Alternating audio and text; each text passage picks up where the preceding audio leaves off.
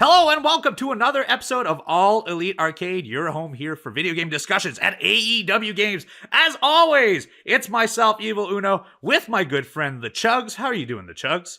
Yes, I'm doing great. I'm doing really, really well. We got the chance to play some awesome video games this week, so I'm excited to talk about that. How about you, Uno? Oh, I played, I wouldn't say the most video games I've played in a year, but I'm very close to it. I almost completed a game. I've been super into my emulation, and as we talked about last week, and I think both of us are going to talk about it this week, I'm still really big into Pokemon. Deep. Both the trading card game, which at this point, I've done every mission. I've got the 220 unique cards. I've done all of the single solo missions. The only thing I haven't done is win 50 battles, which I just don't think I'll ever get to. I'm not that good at it. And I've done even the weekly events and even finished the premium pass events before my 2-week trial finished. So lots there. I think I have 19 cards that I haven't unlocked other than the promo cards. Promo cards, I didn't realize that they're a different set entirely. Yeah, and promo cards aren't like listed, are they per se? No, they're like listed in a different like window or something. Yeah. Right. Yeah, so I unlocked I think I unlocked almost everything on that on the regular side, except for like I have two or three EXs cards that I have to get. There's a few crown cards, and then I have I think 20 something or 15 something of the other stuff as well. Okay. What about you? You're playing TCG as well. I know this. Oh, of course. I don't have as many cards as you. I think I'm 3 cards short from having 220 of the standard cards, which is nice. I definitely have. I don't think I have not gotten a single animated 3-star. Is it 3 stars or 2-star cards? So I don't know what the difference is. I've only gotten one animated one, which is the Mewtwo one. Oh, and I got I got a Pikachu one as well. So I've got 2. And I'm not sure how many of those there are, but I think they're like 3-star, and some might even be crowns. Yeah, gotcha. Yeah, so I'm still playing it nonstop. I have an exact routine where I open one pack at 10 a.m. and one pack at 10 p.m. every single day. I look forward to it. So yeah, it's so awesome. And I can't wait for them to continue to add more and more stuff. It does. I know we talked about this before we started today, but the thing about the promo cards that is upsetting is knowing that if you do not get that card within a 7-day period, you're not getting it. The card disappears. So I understand that adds value to the rarity of the cards and stuff like that, but I want to collect them all, Uno. I want to collect them all. Me too. Actually, and like, so I didn't realize this, and this is a little tidbit of information for anyone that's playing it right now. We're on our second promo event right now. There's like an exclusive Bulbasaur or something. But you can redo those missions and keep getting promo decks, and you only get one card. I didn't realize that in those decks, there's multiple options for cards that are unique. So while the Bulbasaur, I think, is the most rare one, there's like an Onyx, there's a Magnemite, there's all kinds of other stuff. So on this run, I started like farming this fight so that I can get multiple of these cards. And I still haven't unlocked the Bulbasaur, but I didn't realize that on the previous pack. So now when my promo page shows up, there's a whole there's 12 cards I haven't gotten, and it sucks because I know I'm trying so hard to complete this initial pack before they start coming out with like a larger pack again, because that's how it'll evolve.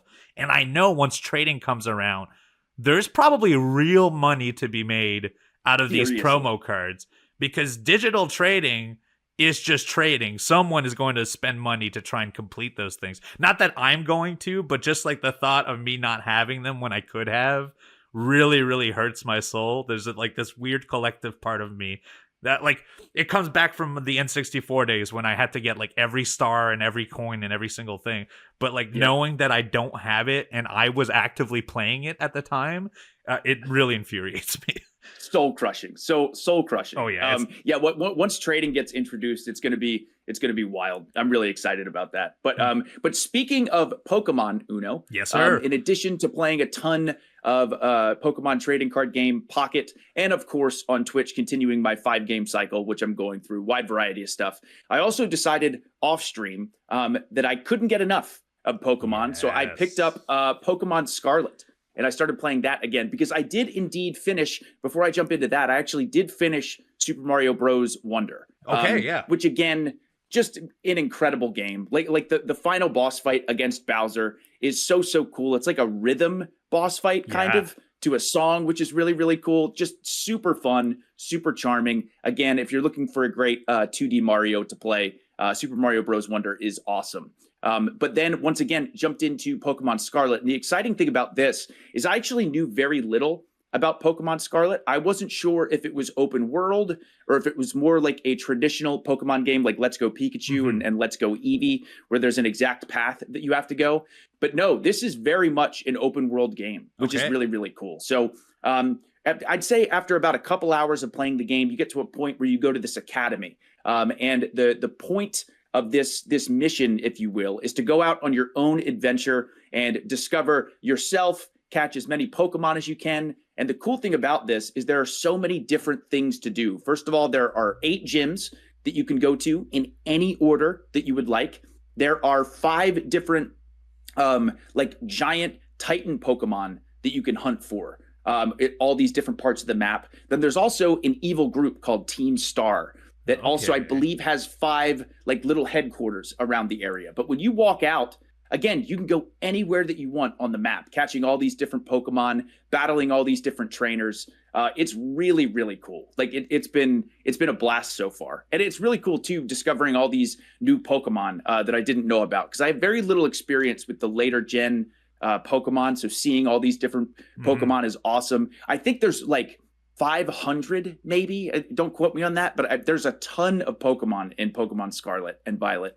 So yeah, it's been really, really cool. It's been really, really fun. So I actually never played the Scarlet games. I'm really into Pokemon as well. Much like you, the trading card game reignited like this weird passion for wanting to play it. I know last week I talked about playing Red, and I'm 6 gym fights in, so I've got 6 badges. I'm fairly deep into the game, but on top of that, I was like, well, I don't remember any of the games after that, so I've jumped into Silver now. I'm a few hours into that. I'm enjoying that, but I've actually missed, I think, the last 2 generations of Pokemon entirely. So Scarlet is 2 generations ago, right? Because they had one other one after that.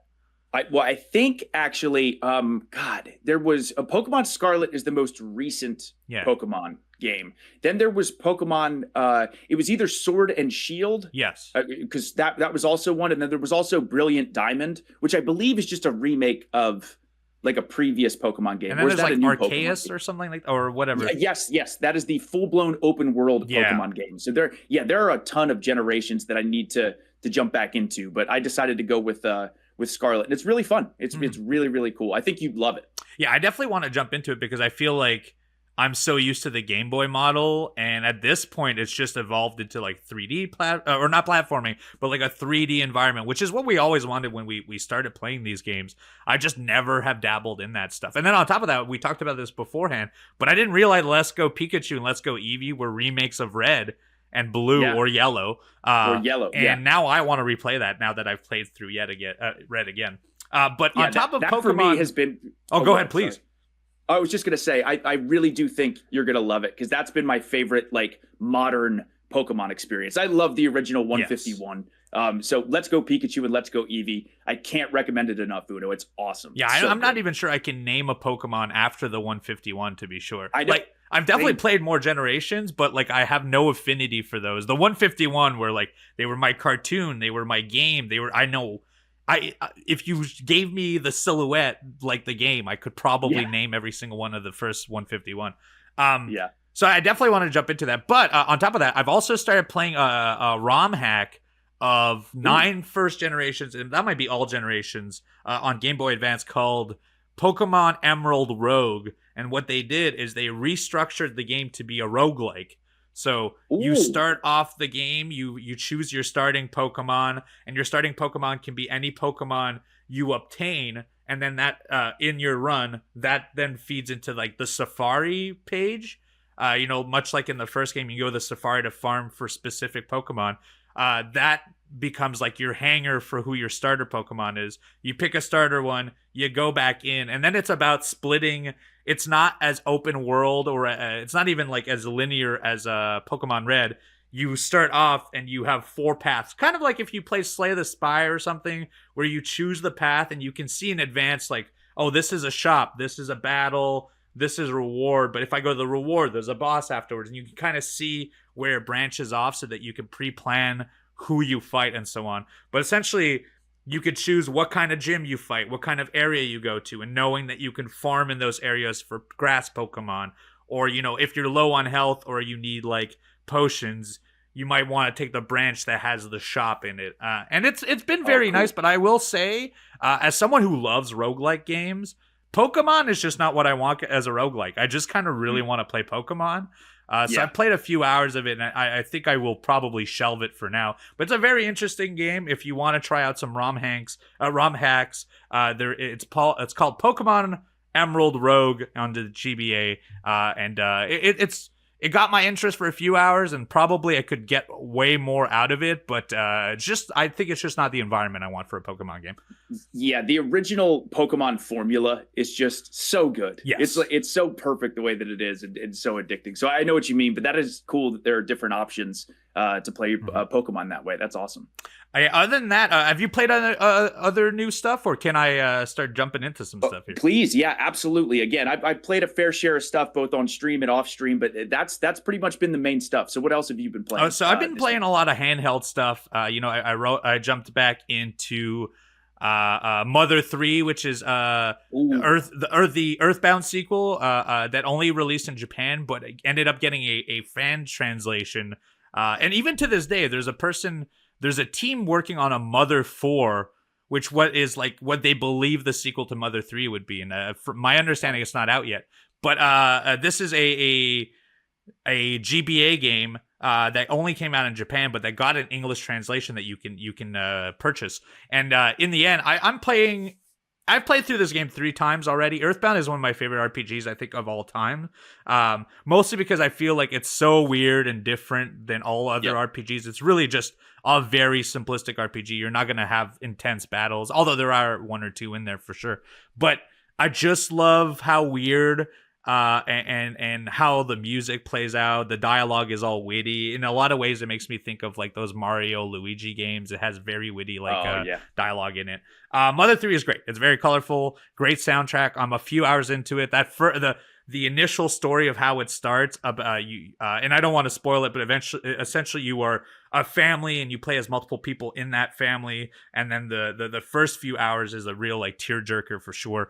So I've been jumping into that. I've really enjoyed that, but it's reignited this like love for wanting to play handheld games, and not just like Steam Deck full-blown games and Switch now where we can play full 3D games, but playing like old narrative games and old puzzle games and old NES games. And so I ended up whipping out the DS and purchasing a narrative game that I'd always wanted to play that I've never played, called Hotel Dusk Room 215, which it's a detective story. It's like a mystery game. But the way the DS works is typically you would play your DS and it would flip forward. Well, this one, because it's a narrative game, they're like, no, let's play it like a book. So you have to actually turn it sideways. Oh, and it's no way. like you're having 2 conversations on each side. So one character is talking to the other, and it's kind of like a flip book on occasion. And the characters are hand drawn in a way that it looks like that Take On Me video. It's all like etched in, and it has like it has like layers of color and shading on top of it as they discuss. And so I'm only a few hours into this, but like, I love a good mystery detective game, and I'm really into narrative stuff a lot. I have another big narrative game. I'm going to talk about this right after, but it's been super interesting. It's been neat to walk around, and it's kind of cool to see, like, 20 years ago, you could still make video games and with only like bite-sized amounts of like actual physical interaction, and it would still keep your whole attention. And now 20 years later, I'm still playing it, and it has... Like, I stayed up till 2 a.m. last night playing it, to give you an idea. So I've been really into that. And then on the preparation for a Game of the Year list, December 23rd, that's when our episode drops out. That'll be our Game of the Year list. We may even have some guests. But I've been trying to replay, or I've been trying to dabble in some of the games that I really loved, but also been trying to jump into games I didn't get to play this year.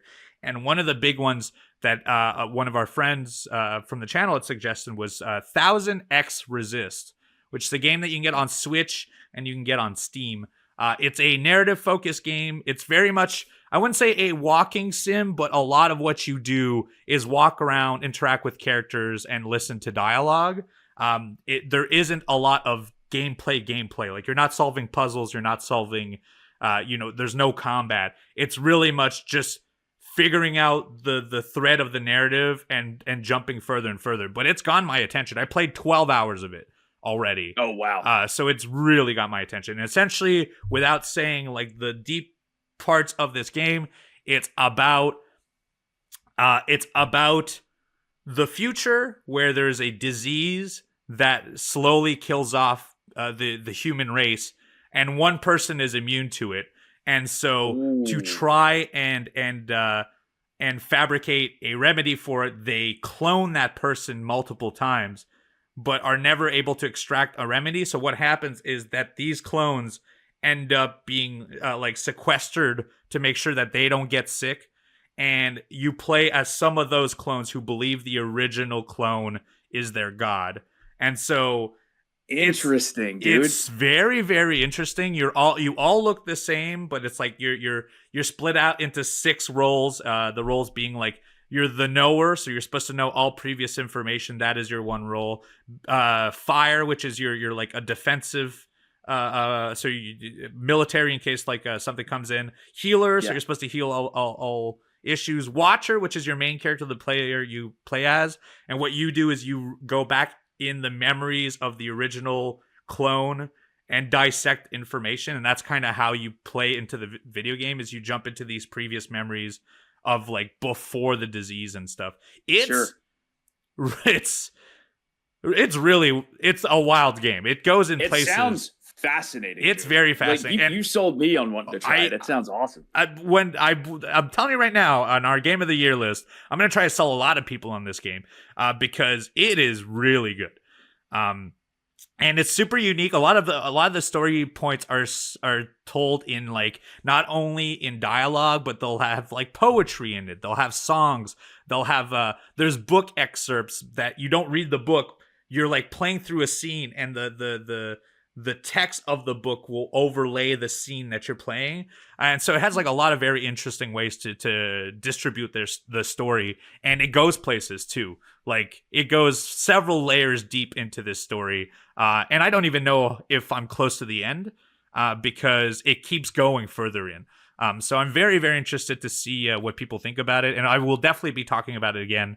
If not next week, you will definitely hear about it when it comes to Game of the Year time, because I think it will at least be in one of my categories for sure. But I've been super interested. I've been playing on Steam. So if you get the chance, Steam or on Switch, it's I believe $15. And super interesting game. Yeah, that sounds awesome. That sounds awesome. Yes. Other than that, that's it on my end. I wanted to. I've been playing a lot of little stuff, but not enough to like have a clear opinion on anything. But by next week, I also want to start playing Tactical. I think it's called Tactical Wizards. It's one of the other games that I've had on my list of games I want to play before end of Game of the Year, and then hopefully by next week I'll have it all laid out and I'll have an idea by our December 23rd episode. So be sure you hit that subscription button or go to youtube.com/AEW Games and hit that subscription button so that on December 23rd, the big one, you'll have our big festival, our Game of the Year festival here at AEW Games. That's it for me this week, Chugs. You got anything else you want to discuss game-wise? No, that's about it. That's about it for me as well. All right, well, in that case, I think it is time for the news, but we will do that right after this.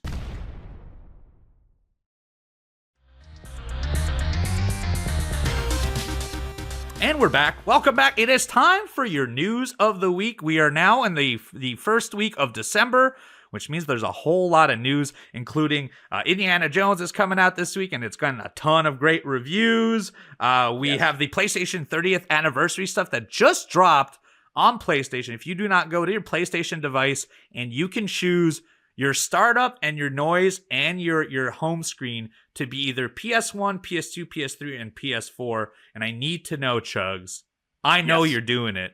What did you end up picking?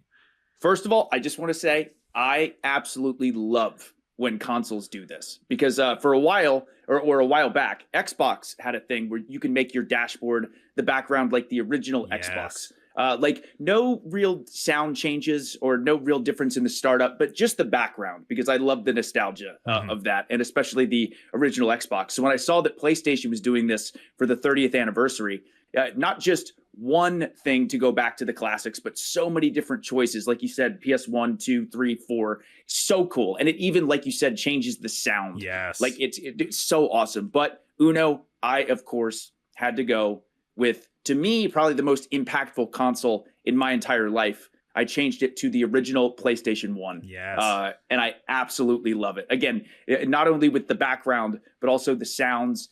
I mean, if you are nostalgic for original PlayStation, you got to set it to the original PS1. It's so good. So good. What about you? What'd you pick? So when I ended up playing it, or when I ended up opening, I tried all four because I was like, I need to know, right? And I think like the startup screen, PS1 is by far the best one. The white screen, the Sony logo, the sound, like incredible.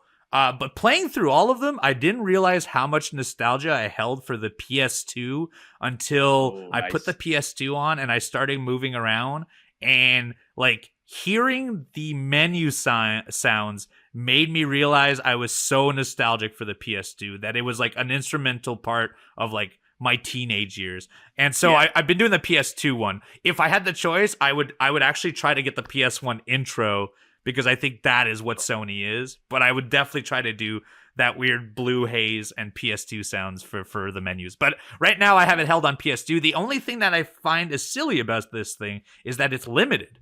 You don't get to keep this afterwards. Why? Sony, PlayStation, I'll give you money. Let me, if I'm a PS Plus subscriber, I should be able to keep this thing. Yeah, PS Plus Premium, even. I pay for your highest service, okay? Right. Yeah, seriously. I mean, again, I hope so bad. Maybe at some point they change their mind and they let you keep this forever, because I will literally keep it on the PlayStation 1 forever. Or maybe I'll change it up. Maybe I'll go to PS2, PS3. But yeah, it is interesting that they're eventually removing this from the dashboard. Yeah, which I think, I don't know. They might revoke that. They might pull back on it, because I think like it's such an interesting piece to be. And also I feel like this is a thing we should do more of, but just being able to custom change some of the startups and stuff. Like you could do on a Steam Deck and change your full video intro. You could layer the buttons in different ways and so on and so forth. I think, like, not that this is the future of consoles. It's not necessarily the coolest or most important thing in the world. Sure. But like having that option to customize my experience in between the games is something that I didn't realize I wanted on my PlayStation until this came about. Yeah, agreed. And then on top of that, so it is the 30th anniversary of PlayStation, and other people are celebrating, including Japanese gaming magazine Famitsu. If you do not know Famitsu, they're probably the largest video game magazine in Japan. A lot of times you'll hear about a Famitsu 10, which means like a 10 out of, or 100. Sorry, they do a rating out of 100 on Famitsu. A perfect game on Famitsu means like an incredible game on most times. So they ran a 4,000 person poll to its readers to determine the best games on PlayStation across all platforms, the top 30. And so I wanted to go and look into this because it's very interesting to see what a Japanese PlayStation player would vote for compared to a US one, which we actually did on we did the top 20 last week on our third segment. So, and I'm going to do this from 30 to 1. Here are the top 30 according to Famitsu Japan's poll. Ghost of Tsushima would be number 30. That's on the PS4. PS3, Last of Us was 29. Very interesting. Wow. Tales of Eternia on the PS1, number 28. I don't even know what that game is. I have not played that. Yeah, I have not played that. Yeah, now I'm starting to take a note of this for sure. Crash Bandicoot on PS1. Beautiful. Understandable. At one time, the main mascot for the PlayStation. Yep. Yakuza on the PS2 is number 26. That makes sense. Yep. Doko Demo Isho on PS1. I don't know what that is. I have also not played that one. Yeah, and it's made that's number 25. Number 24 is Persona 4 on the PS2. Not surprised on that one either. Dynasty Warriors on the PS2 is number 23. Shadow Hearts on the PS2 is number 22. I've played Shadow Hearts. I'm actually surprised Shadow Hearts is so highly rated. I'm not saying it's a bad game. I just never had thought about it as my top 30. Suikoden on the PS1 by Konami. Not surprised. That's number 21. And now our top 20. Kingdom Hearts 2 on PS2. Understandable. Dragon Quest 8 on the PS2 is number 19. I have only played one Dragon Quest game, and I think that was the most recent one, which I actually really did enjoy. Number 18 is Metal Gear Solid 3. Number 17 is Final Fantasy 11. That is the Lightning one, which I also very surprised. In America, that wasn't as well received, I think. Yes, yeah, you're right.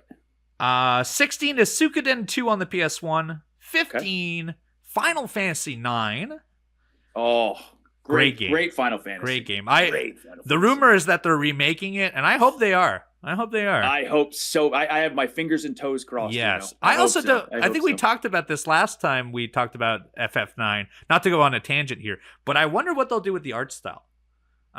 I'm curious too, because and also not to go on a tangent, but I also don't imagine them remaking it the way they're remaking Final Fantasy VII. No, I don't think so either. Like, I see it just as the whole game, but I wonder if it's just a slight overhaul in the graphics and audio and visuals. Yeah. I'd be very curious to see. Yeah, I don't think we're getting a big trilogy out of it. Like, I just don't. Yeah. Other than Final Fantasy VII, I don't think there's a game of the Final Fantasy series that you can redo that whole bit of like having a full 3 sheltered game out of it. Maybe 8 you could get a full remake of, maybe, but even then I think like a lot of people aren't that fond of 8. Right. So that was number 15. Number 14 is Gran Turismo on the PS1. Understandable. Wild Arms is number 13 on the PS1. Wild Arms. Yeah. Surprising that was also in there. Good game. Yeah. In America it's just not as big, I guess. Right. Monster Hunter World on the PS4 is number 12. That's another game that I think a lot of us like out here, but Monster Hunter is very big in Japan. Huge. Yeah. Final Fantasy 8 is number 11 on the PS1. Beautiful. There I'm glad it is. FF8's getting some love. Yes, I like 8 a lot. And here comes the top 10, and there's already a few surprising ones right here. Number 10, Dragon Quest 7. Like I said, didn't play a lot of the Dragon Quest, so I cannot say. Number 9, this is a surprising one in the top 10. Ridge Racer. Ridge Racer? Yeah. Oh, wow. Yeah. I remember playing that. To me, Gran Turismo was always the driving game. That's what I was going to say, too. Same thing, but good for Ridge Racer. Number 8, a game I've never played, Ark the Lad 2. I have also not played that. I don't even know it. Yeah. Not played that before. Interesting. Number 7, and this is where it really changes. This was number 1 on our list in America last week when we talked about it. Metal Gear Solid, number 7. Wow. Okay. Now I'm really, really excited to see the next 6. Now we're getting into nitty gritty. Absolutely deserves to be on the list, obviously. But number 6, Monster Hunter Portable 3rd Generation on PSP. Number 5, Resident Evil 1. Interesting. Yeah. Okay. I mean, as far as a genre-defining game, totally understand. Yeah. That. Totally understand that. But interesting. Number 4, Final Fantasy X. Okay. Yeah. Yes, that is a very loved Final Fantasy. Titus's story. I like 10 a lot. I also love that. I forget the name of their weird dodgeball game, but I really liked it. Blitzball. Blitzball. Yes. Yeah. Number 3, Xenogears, which I've never played. I have not either, but I know Xenogears is a huge RPG. Yeah. And now number 2, Monster Hunter Portable 2nd Generation. There we go. Monster Hunter, huge Dominated. In Japan. And then I think this one is unsurprisingly number 1, but Final Fantasy VII is the best Sony PlayStation game according to the people from Famitsu Japan. Honestly, a really interesting list because 1, Last of Us 2 not in there. And that rated super high in America. Last of Us, one ranking very low in this top 30 list comparatively. And then Final Fantasy VII, of course, I think is way more loved in Japan than it was in America, and it was really loved in America. Right. Yeah, so a lot. You can see from this list, though, Japan loves RPGs. Way more RPGs on the list than there was in the American list. Big time. And then they're like, I need to know what Arc the Lad is. I think I need to find out all about this game. Right. But no, that was a great list. And again, I'm so glad to see that FF7 has gotten all that love. You said, super, super loved and adored in Japan. And of course, like you said, RPGs are they're massive. And Monster Hunter. Yes. Again, like Monster Hunter Worlds, I know kind of attracted a lot of people here in the States to like introduce themselves to Monster Hunter. But that's been a massive, massive franchise over in Japan for years and years. So it's cool that Monster Hunter got a lot of love too. I'm excited for Wilds. Me too, yeah. But I actually think that might be the one that, because like I tried with World, and it has like an entry barrier of 2 hours before you can do multiplayer, and I just could not get through it. But I really want to try because I know it's the type of game I would get into it once I'm deep in. I just cannot get through that entry barrier. And then I want to make one last comment. Surprisingly, Japan, no love for God of War. Right? Oh, that's true. Where the American list had, I think, both Ragnarok and the 2016 version in there as well. It did. Yes, America loves God of War. We sure do. We love our bald, angry men over in America. So that's the 30 list from Famitsu's Japan. It's super interesting to see, especially because we just covered the previous PlayStation list. More news for this week. On top of that, do you want to become an AEW insider? Well, you can get early access to ticket sales, special merchandise offers, and more straight to your inbox. Go sign up today at awtix.com. Nice interstitial before we talk about the PC gaming show, which just happened. Big. It's essentially an event every year where they announce and showcase video games that are going to be coming to PC, not exclusively to PC, but there are so many games that never make it to console. This is kind of the place where they get to showcase it. I did not get to watch the whole thing. It's like a 4-hour spectacle, but you can go on YouTube and go check it out. I do want to mention a couple of the ones that they did talk about. A lot of information, a lot of it is games that we knew were coming out, but may not have seen much of. And while there was a lot of like, for example, we heard about Avowed, which we knew is coming out from Obsidian in February, and it's very cool to hear more about it. A lot of the announcement seems to be a lot of independent games. So if you want to go and find out more about it, go check out the YouTube list as well as the full 4-hour feed if you want to. But we got to see Ken Levine from BioShock's new game, Judas, which we had already teased before, but we saw a little bit more of it at this show. Killing Floor has a sequel coming out. That's Killing Floor 3. I used to play the second one a decent amount. I don't know if you've ever played those games, but they're a big Steam hit. I have never played Killing Floor. What exactly entails? So it's like a horde mode game, but instead of zombies, it's a bunch of like deadly clowns and circus folk. Oh my God. Yeah. Okay. Yeah, it's pretty cool. I like it a lot. That sounds awesome. We finally got an announcement that Control 2 is coming out. Great news. We already sort of knew they first of all of Alan Wake teases the next Control. But on top of that, Remedy had said in writing that it was coming out. This was essentially a short little clip saying that Control 2 is happening. But we got that official announcement. Other than that, we got a sequel to a game that I never got to play, but got a ton of great reviews called Citizen Sleeper. We're getting the sequel to this cyberpunk RPG called Citizen Sleeper 2. We got to see more of Perfect Dark because we're getting a new Perfect Dark. I love the N64 one. I actually really liked when the Xbox made that new version as well. I'm really looking forward to seeing what happens with this one. And I would assume this is an Xbox exclusive, but who knows? Yeah, you would think. But again, this one looks really, really awesome. It reminds a lot of people of like a Mirror's Edge look. I think, which is really, really cool. Yes. On Also, they showed Mafia: The Old Country. That's the newest Mafia game that is meant to come out. We haven't seen a proper Mafia game since Mafia 3. This, I believe, is meant to come out in 2025, but we got a little more from a Hangar 13's game in there. They showed some of Dune Awakening. That is the same studio that made Conan Exiles are making a Dune game, which I believe is supposed to be like an open world Dune game. Yeah, I think so. We got to see, so this one's actually surprising because the person who makes Stardew Valley will not stop updating Stardew Valley. They're one developer. Yes. It's one person working on this. And every time you think they're working on their sequel, they're actually just making more updates for Stardew Valley. It's incredible to think that game just keeps going. But they actually showcased a little bit of their next game called Witchbrook. That's from Chucklefish. And Witchbrook is supposed to be a wizarding school that you get to live and operate. Very similar in graphics as Stardew Valley, but a little more like isometric rather than full flat down. Yeah, and if you like 2D pixel art, I mean, definitely check this game out. I think it looks beautiful. Yeah, it looks gorgeous. And on top of that, like, it's like, if you play Stardew Valley, it's almost guaranteed this will be very good quality. Yeah.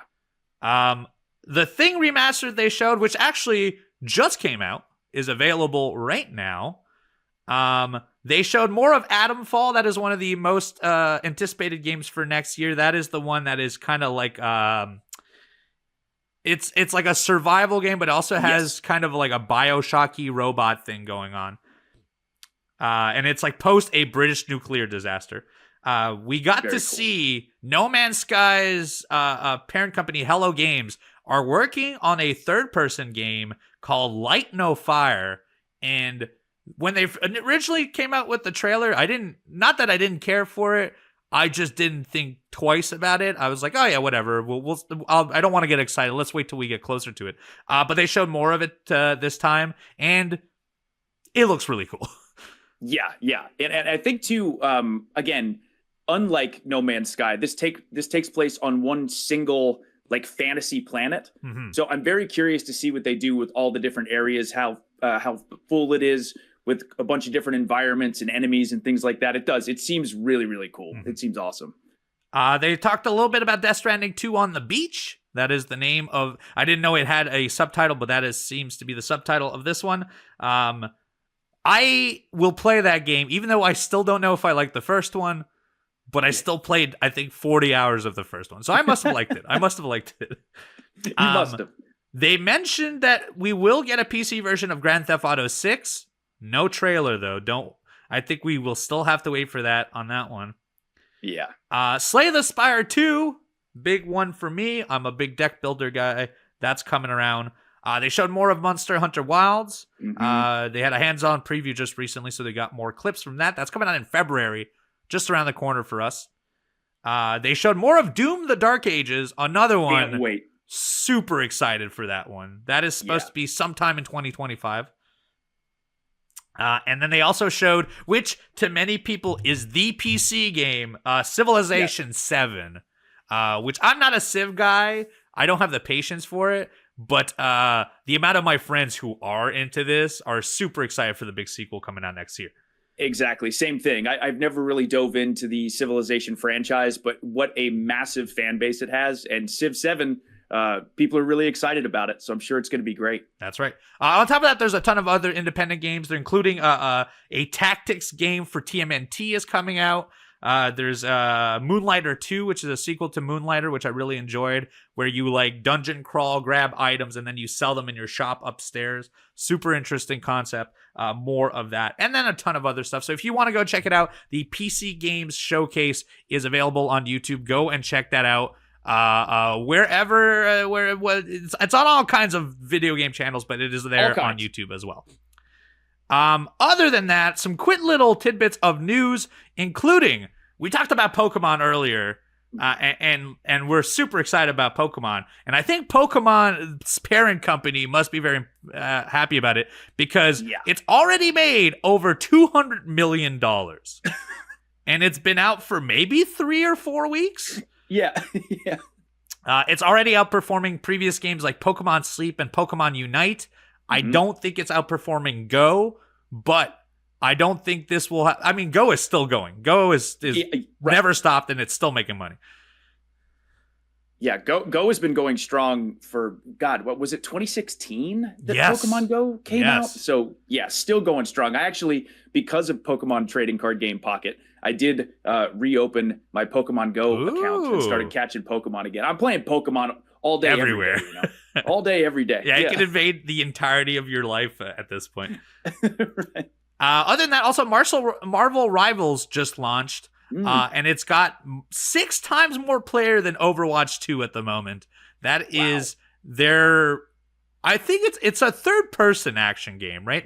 It is. It's a third-person hero action game where you get to play as different heroes from Marvel, but it's like a cooperative game, similar to an Overwatch. That just came out, and it's getting pretty good pre-reviews and just general reviews, and it hasn't even struck out with all of its content yet. Definitely something I want to give a look at for sure. I did see about 20 minutes of gameplay footage of this, and it does look like it's a blast. Yeah, it looks stunning, some clips of Wolverine, a character play or a person playing as Wolverine. It looks really, really fun. I see why this game has gotten all the attention it has. I got to give it a try though. For sure. Give it a try.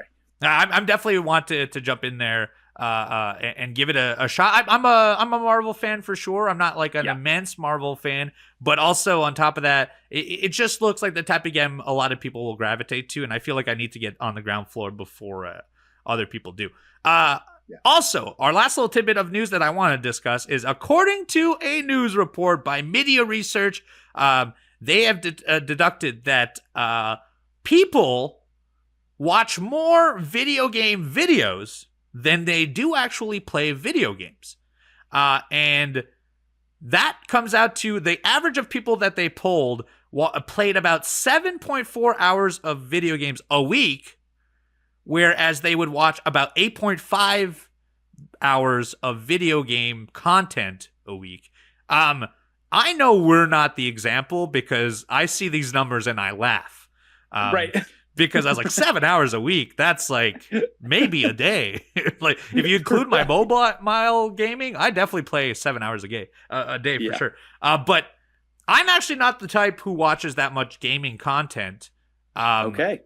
But I know we talked about this before. You are. You think you actually do watch more content than you play. I really do think when I read the title of this article and this poll that was done to determine the amount of playtime versus watching, I do think, now, again, I play a fair share of video games, especially if it's a day where I'm streaming. I'll stream for 4 hours and then maybe play a little bit afterwards. But pretty much every morning, most of the time when I'm traveling, and every night, like before I go to bed, I'm watching gaming content. That's all I watch. I watch it to fall asleep. I watch it right when I wake up and I'm eating my breakfast. I'll watch it, like I said, if I'm on a plane for a short amount of time. Sometimes I'm playing as well, but I at the very least watch as much gaming content as I do play. Huh. Yeah. So I definitely fit the bill there. And so we're talking about it. Any people you do want to shout out that you're a fan of that you watch on YouTube fairly often? Oh my gosh, yeah, so many. First of all, my good friend Grand Pooh Bear. I watch his Mario content all the time. There's another run. Yes. There's another Mario content creator, Ryukar, who's really, really good, very popular. But also, I like watching a variety of stuff. There's a guy, Indie Mouse, who does these really awesome edited videos of Silent Hill or just random games that he plays. I've known Indie Mouse for a decade. So. Oh, nice, nice. That's awesome. Yeah, Mythy Moo is another one who I watch. He does a bunch of Elden Ring and random gameplay footage that he does as well. But there's so many good content creators out there who post such awesome. Vati Vidya, who does the Elden Ring lore videos. Yes, I King watch of all From those Software by far. Yes, when I was playing those games, that was my source of trying to decipher the main stories for sure. Yeah. Oh my God, for sure. So yeah, so much amazing content out there. Generally, I watch a lot of Resident Evil content, Soulsborne content, Mario Maker content, pretty much anything I can get my hands on. But there's, like I said, a million great creators out there. On my end, I watch a lot. If I'm going to watch stuff, I don't watch a lot of long Let's Plays because, and I think I might change that now. I'm realizing I'm playing a lot of these narrative games that I could probably just watch rather than buy like secondhand copies at a store, for example. I could probably just watch a 6-hour video and get all of the content and not miss any beats. But when I do watch YouTube content for video games, it's a lot of like comedic videos. So, for example, I really like Video Game Donkey. He makes incredible comedy videos out of video games. He just says, but he's also very perceptive. He does a lot of cool review videos, and he's also the person whose publishing company published Animal Well. So he's very involved in the video game world. On top of that, I also, in a similar spectrum of video game content, I watch Nakey Jakey, who does like these deep dives into specific subjects. Like, for example, how console covers for video games used to be artistic, whereas now they're lazily drawn, or kind of like how in the PS3 Call of Duty 360 phase, everyone was doing the like over the shoulder person looking back thing. Oh, right. And so like stuff like that, he just deciphers on one subject, or he'll talk about Red Dead Redemption for 45 minutes at a time. So either way, those are the two that I would suggest. And then like I think that the top video game content creator of all time is probably Markiplier, and who makes a lot of horror content. A lot of times if I want to know if a game is fun, he probably has a video about it 2 weeks before it comes out. And so I'll try and check out a lot of his horror content as well. But very interesting to find out that there are more people out there who watch the content than there are people who play the video games. It all feeds itself over time. It all feeds itself. Right. But that's it for the news of the week. But that's not all for the podcast, because right after this break, we will talk our community mailbag. That's right. Our favorite segment comes right after this.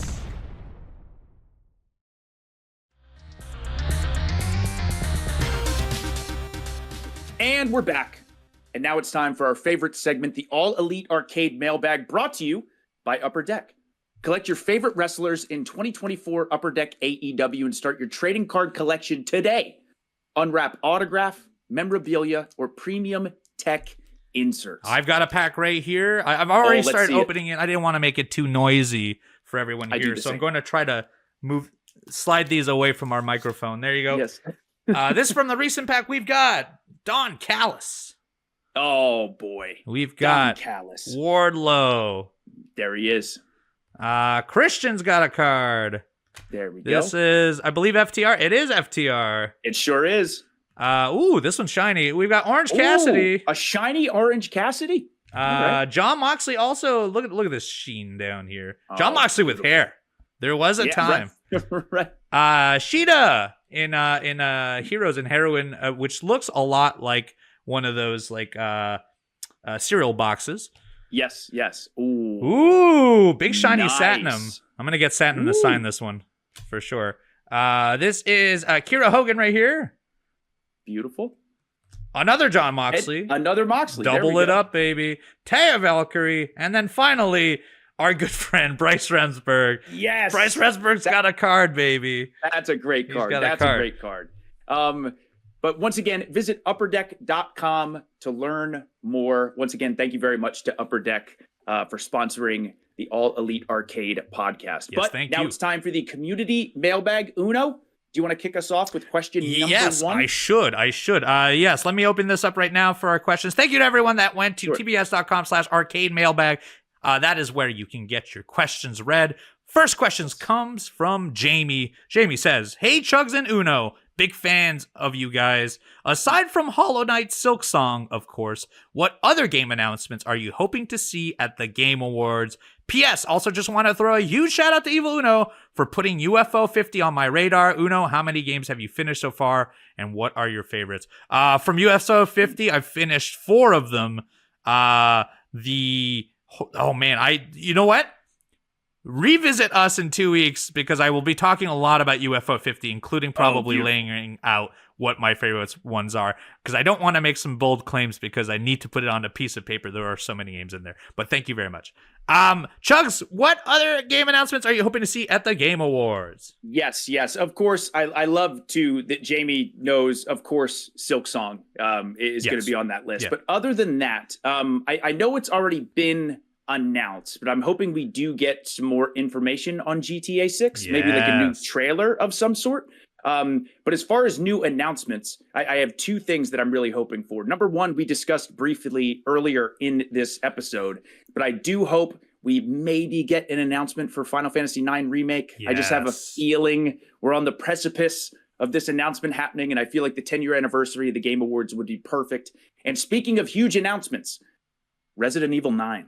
Ooh. I feel like we should get a Resident Evil 9 announcement. Love the Resident Evil franchise. Again, I know something is in the works, so maybe we'll get lucky and get a trailer or an announcement of some sort about RE9. So those are a couple things I'm really that seems like the right time for it too. Capcom usually shows up at these things, and that feels like their biggest piece that's about to come out for sure. Yeah.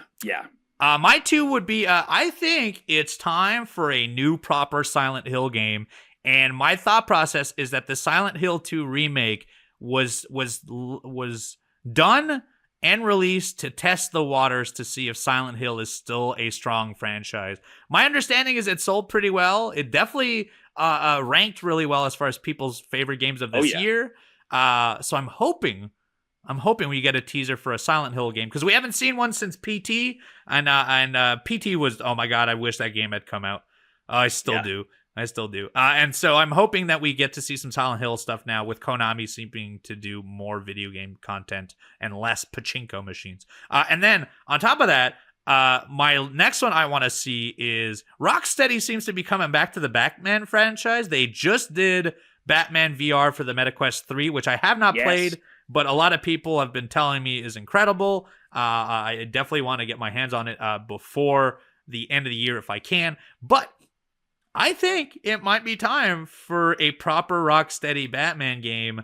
Go back to the old, play your old tunes again, Rocksteady. Let me in an open world that you fabricate for Batman, and I'd be very excited to revisit that world. And also, if it's just like a Nightwing game to make sense of the continuity, or make me a year one Batman game. Ooh. Where you don't have all the cool mechanisms and it's more of a detective game. I think that'd be really cool. Very cool. So thank you very much, Jamie. I hope that satisfies your question. Yes. And next up, we have a question from John. John, thank you very much for the question.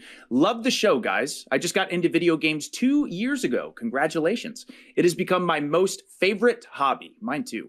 Your podcast soundtracks my ride to work each day. So my question, I was curious, how do you feel about difficulty options in games, like story, normal, hard? Do you guys have any preferences? For example, games like Elden Ring or God of War, I play on the default settings. I love melee combat. I feel the difficulty is just right in these games. But when it comes to games like Baldur's Gate or Persona, I play on story mode because I just want to enjoy the story without learning the complex turn-based RPG elements. Have a great day, guys. John, thank you very much for the question. This is a great question. That's a great question. And to answer your question, I think, for example, with a game like Elden Ring, with no very obvious difficulty sliders, the game, you just have to play it as is. I love that for Elden Ring. I think the game should be experienced in that exact way. I don't think there should be the option for easy, medium, or hard, because arguably the game does give you the tools to play it on easy, medium, or hard. There are so many different builds you can use, different weapons you can use, different stats that you can grind for. So you can decide if you want the game to be easier or harder based on your play style, lots of times. So you're experiencing the game exactly the way that you want to. Generally speaking, when I play a game with difficulty options, I think those games should have difficulty options. And lots of times I will play them on normal. Most of the time, to experience it for the first time.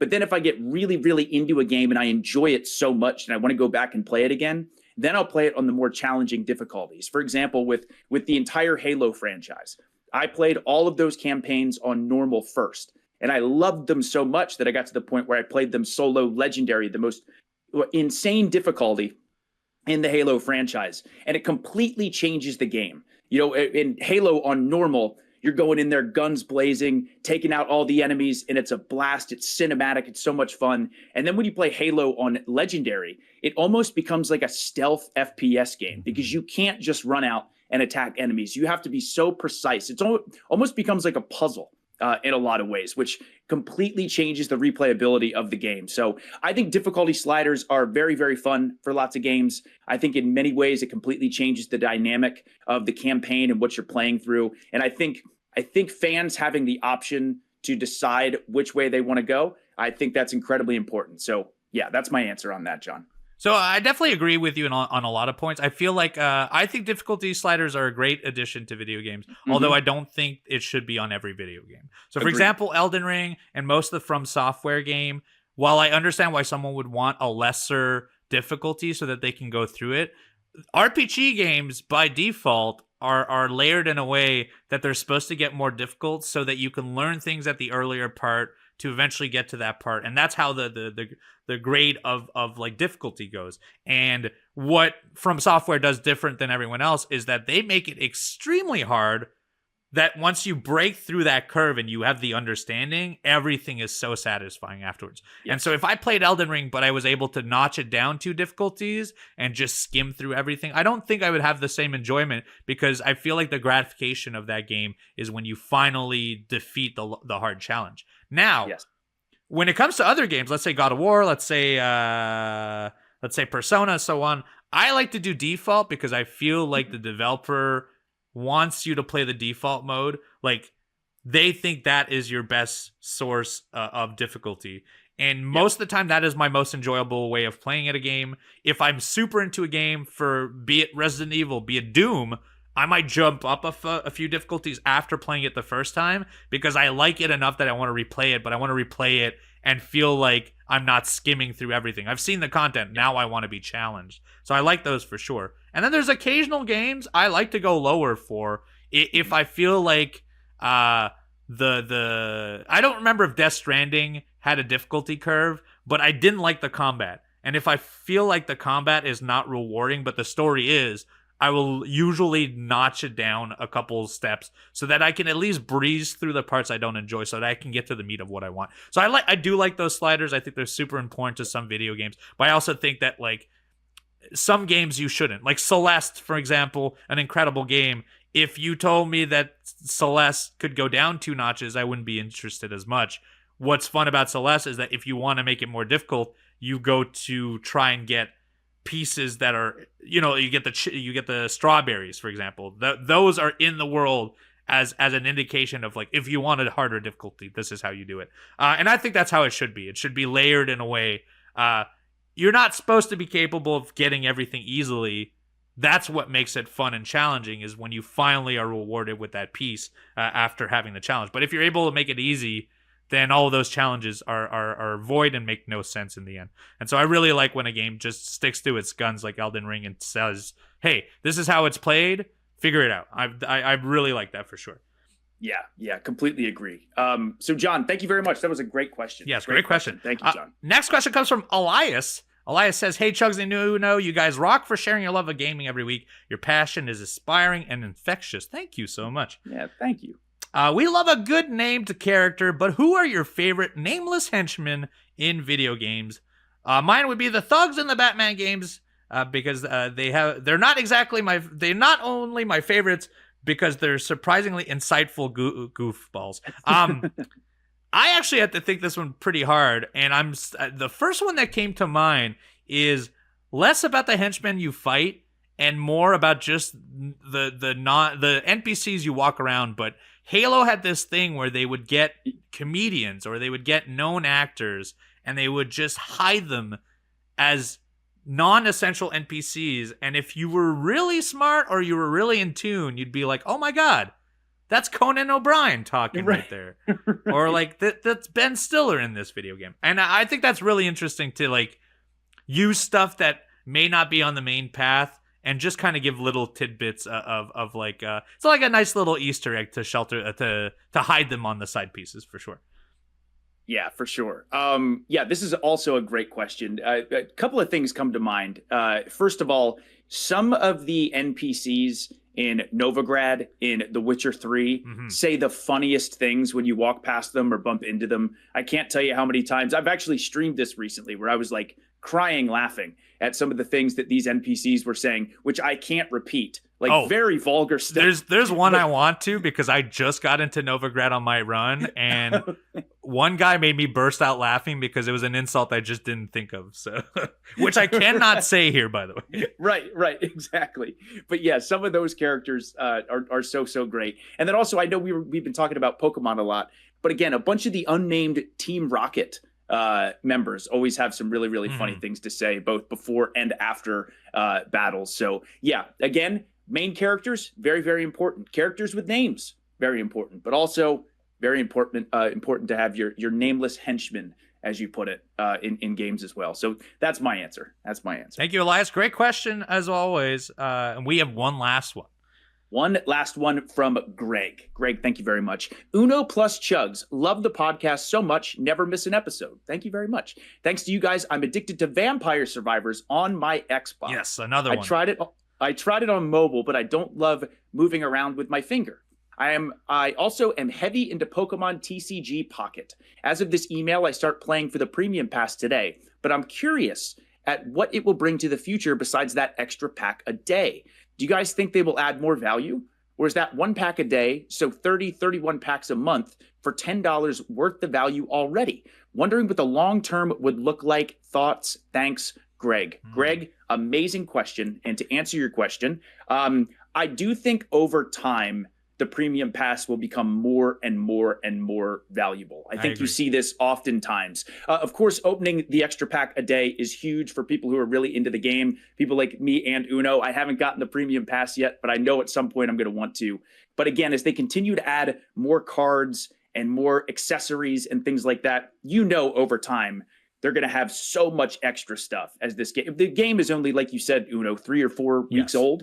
And already there's a bunch of premium exclusive stuff. And I know we talked about this before, but even with the certain drop events where you can get a certain card, there are some cards that you can't access unless you have that Premium Pass. So I do think over time it's going to become more valuable, similar to Nintendo Switch Online. How when that first launched, there was only a certain amount of games for the normal expansion pack, or for the normal Nintendo Switch Online. But now with the expansion pack, they've added so many extra games that it's so worth it to have the Nintendo Switch Online plus expansion pack. So I know it's two different things, but I do think over time, the Premium Pass will become more and more worth it. I think so. At this current model with $10 for about 30 packs, I think it's reasonable. I think if you're willing to pay that, that's plenty. I ended up pulling back mostly because I only have 18 cards left to unlock. And so if I pay for this Premium Pass and I do it in the next 5 days, I feel like I'm done with the game. But I feel like we're only in the first season of this game. They only have 200 cards of Pokemon, and there's a gazillion other Pokemon. And a lot of these cards are repeats, right? There's multiple levels of each one. We're going to get more and more packs of these. And as those grow, I think we're also going to get more play decks. We're going to get more of those borders. You're going to get more of the emblems and stuff. And so I feel like over time, it will definitely be more rewarding. What's also interesting is you talked about how you get exclusive cards in this. I feel like nowadays, you grab one of these cards and you don't think twice about it. But like a year from now, when trading is around and you can't buy your previous Premium Pass decks, some of this stuff will sell for money too, right? And also will be an emblem of like how deep into this game you are. So I think as it evolves, we'll definitely see more content. But I think even at this current level with 30 packs and extra missions and a whole storefront that is exclusive to the Premium Pass, including emblems and so on and so forth, I think it's a pretty good model. It's up to you to decide if $10 a month is enough for you. But considering it's a free game, my thought is like, if I'm giving $10 to something I spend 20 hours on a month, it's a reasonable amount. I think in the future it will definitely evolve to be much more. Yeah, absolutely. Greg, thank you very much for that question. Great questions this week. Yes, seriously. Thanks to everyone that went to tbs.com/arcade mailbag and sent us their question. You could do the same. Go to that website, tbs.com/arcade mailbag, and send us your questions for your future episodes of All Elite Arcade. That is it for us this week. You can find us on all platforms, be it Spotify, be it Apple Podcasts, be it wherever you get your podcasts. You can find us. Just look for AEW Arcade or All Elite Arcade. You'll find us there. Or go to youtube.com/AEW Games. We post our YouTube video at noon Eastern Standard Time every Monday. Look at our beautiful faces. Go into the comments. Let us know what you thought. And also, we read them every week, so do get in there. We appreciate you a whole lot. I am going to be on Twitch this week, twitch.tv/eviluno. I teased it, but I think I'm going to be playing some Sim games and probably some DS games as well. Chugs, where can they find you? Yes, once again, I got my 5-game cycle going strong, everybody. We're talking The Witcher, Paper Mario, Thousand Year Door, Dark Souls 2, Prince of Persia, The Lost Crown, Silent Hill 2, a bunch of different games, and that is at twitch.tv/thechugs. I'm actually, I didn't travel my PlayStation, and so this is the first week I didn't play The Witcher, and I am itching to go back. Oh my God. I am so addicted to this game now. I 100% understand. I've already bought the DLCs now. I've planned my next 6 months is going to be around that game. Cannot wait to go back. And so maybe in the next few weeks we'll talk about The Witcher as well. But make sure you come back next Monday for our next episode of All Elite Arcade, as well as December 23rd. That's our big Game of the Year episode. So make sure you put that on the calendar. Make sure you hit that subscription or that follow button. And we will see you next week on the next episode. Bye-bye.